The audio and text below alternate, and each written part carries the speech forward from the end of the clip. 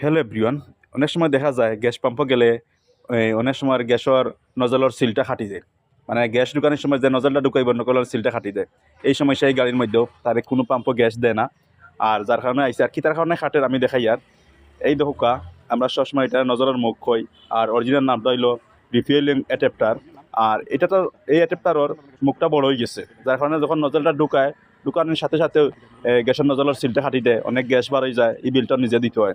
তো এই গাড়িটা হয়ে গেছে পরিচিত এলাকার কোনো পাম্পে এই গাড়ির গ্যাস দেয় না, যার কারণে আমার কাছে আওয়া আমি এটা চেঞ্জ করি।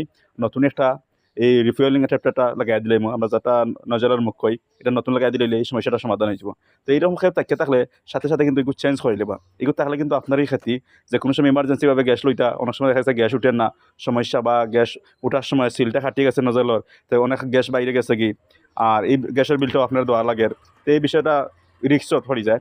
রিক্স না লইয়া আপনি নতুন একটা এই নজলের মুখটা লাগাই দিবা, আর লাগাই দিলে কিন্তু আর এই সমস্যাটা গর্ত নাই, এটা অনেকদিন লাস্টিং করে। ধন্যবাদ সবাইকে।